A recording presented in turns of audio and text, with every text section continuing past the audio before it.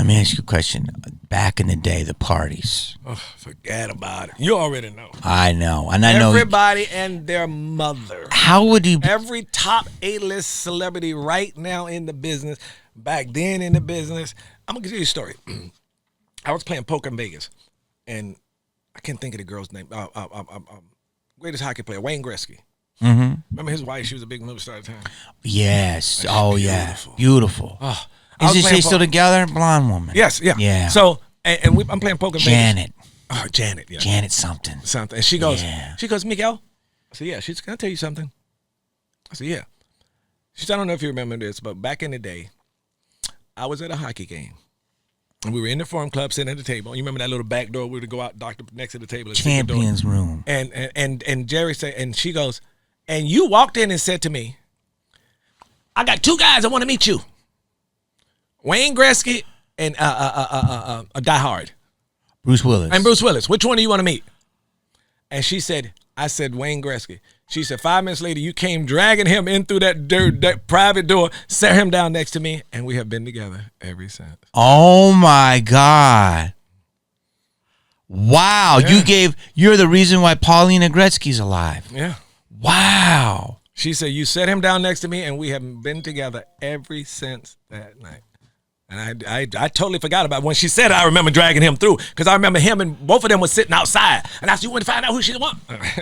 And Bruce didn't get the nod. Bruce didn't get it. Well, she was more into hockey, I think. Yeah.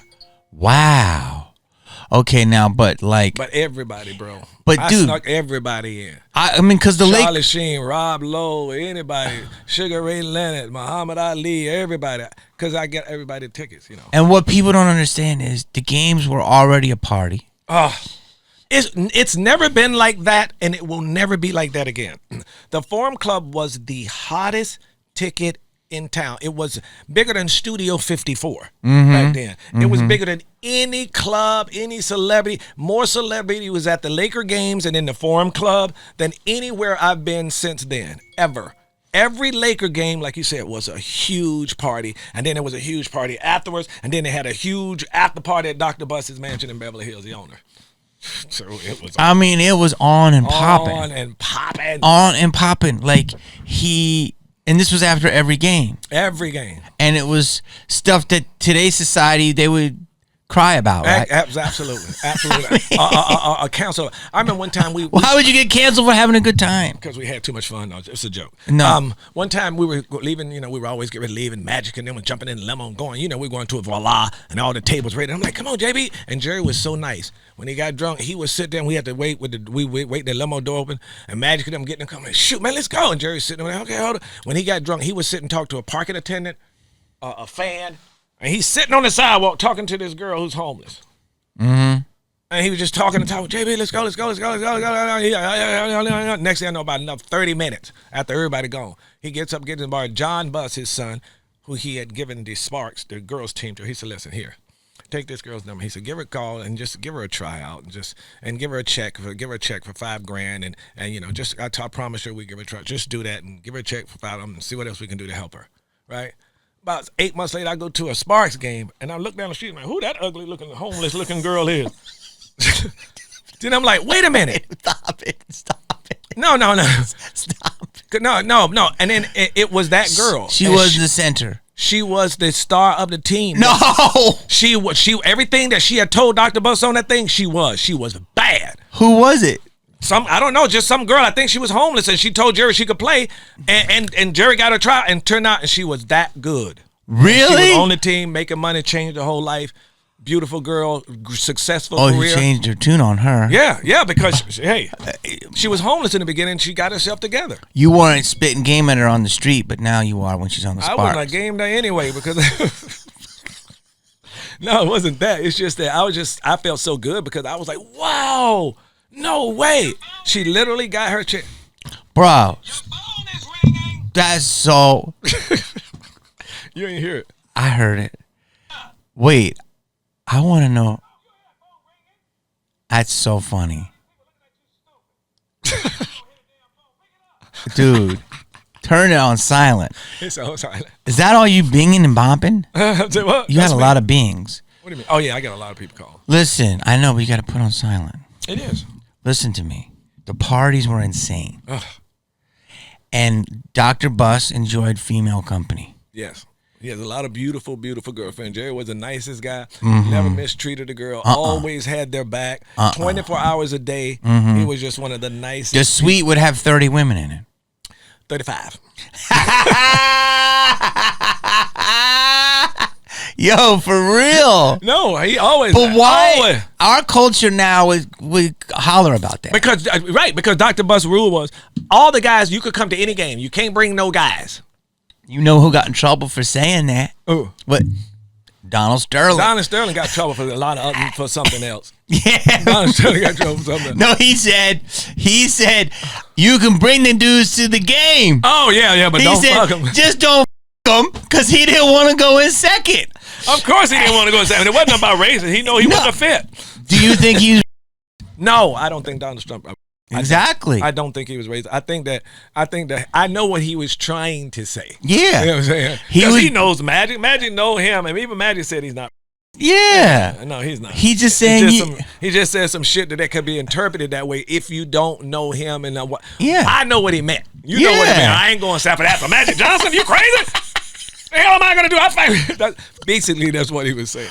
No, wait a minute. But you're saying back in the, like, Jerry was like Hef. Hef didn't like guys going in the mansion either. No, but they did. Yeah, they did. But if I got an invite to the mansion, it was just me. I could never bring you. Yeah. You'd have to get your own, and then we meet up. So, but Dr. Bus, and I will call him Dr. Bus because I want to put respect on his name because that's what he was. Yes. He was basically said, "Hey, you're not bringing any dudes around here." Yeah, Jerry said you can bring all the girls you want, don't bring. But everybody did bring a guy. You could bring a guy if he knew him. Like me, I could bring whoever. He cool. You know, yeah. If he knew him, like Lance could bring a friend. You could bring a friend. It could be a guy. But don't come over there with 5 guys to the party and everybody bringing girls. Like you come over there to get everybody else's girls. That's if you're gonna come and you want to take a girl, and you better bring one. Period. That was the whole thing. And it was always more girls than guys. Yeah. Now, I mean, we could talk around this, and I'll cut anything out you don't want. But now, when Magic was going down, Magic, he had the terrible announcement. How did everybody feel? Be real. Crying. Yeah. Well, obviously crying for him. It was crying and wailing around the Dr. Bus. That was the saddest I've ever seen him in life. It's the first time I've ever seen him cry. And he really treated Magic like a son. He considered Magic like a son that one of his sons. And he was hurt. And I think everybody was. Even Magic was hurt. It was just a shocking revelation.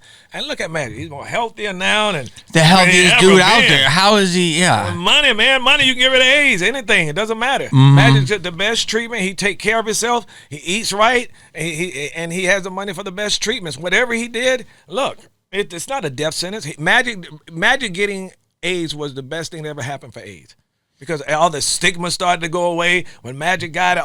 A lot of the stigma went away when Magic got it. He was the first mainstream celebrity, like Magic.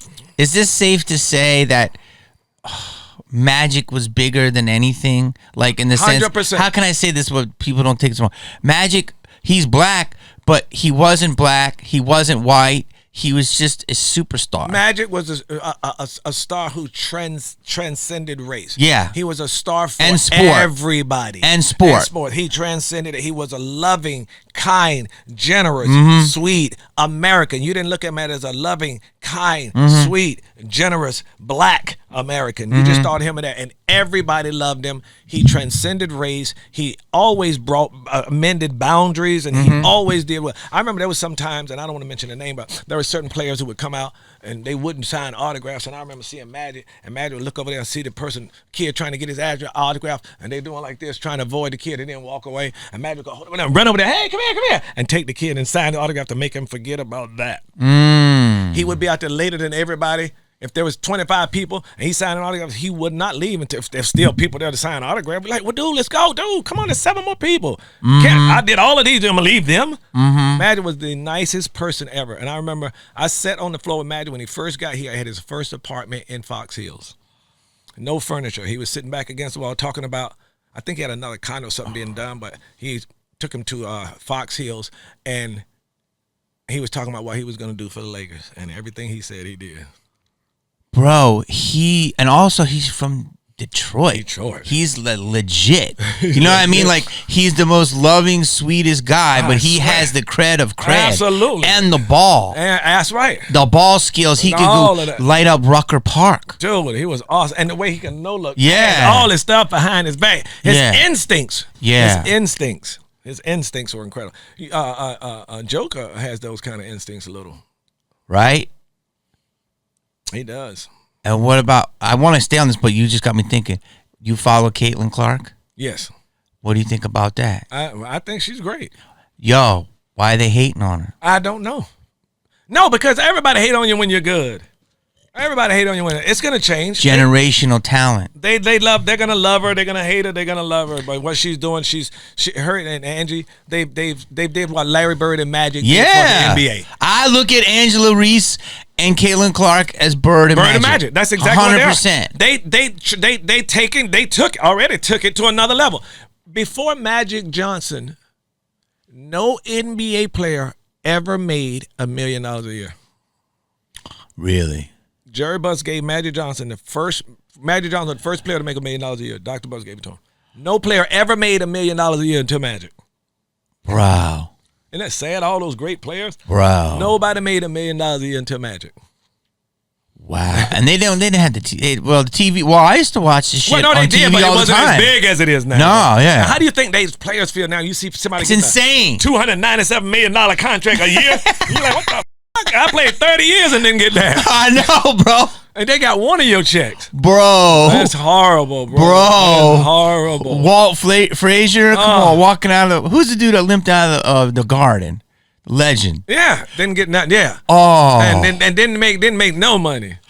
No money. The microwave. Come on, man. No money. Wow. Yeah, Magic Johnson when Jerry Buss gave him $1 million, and they hated Jerry Buss. I remember I went with him too. Who? The league? Yeah, when we first got there, because Jerry wore jeans. He was a regular millionaire. He wore jeans. Remember they always talked about how he had the jeans that were torn up on the bottom. He liked those. He's from Wyoming. He always had black folks around him. They didn't like him. So when we went to the first NBA meeting, and they were like, there's this guy talking about cheerleaders.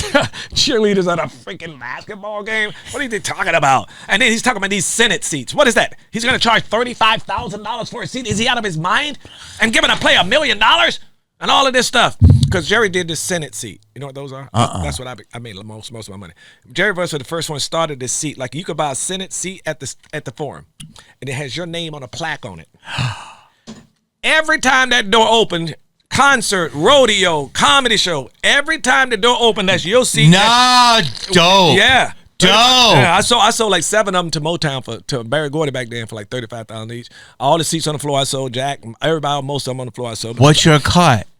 Oh, I was making a lot of money back then. Bro, you sold Jack his seats? But you gotta remember.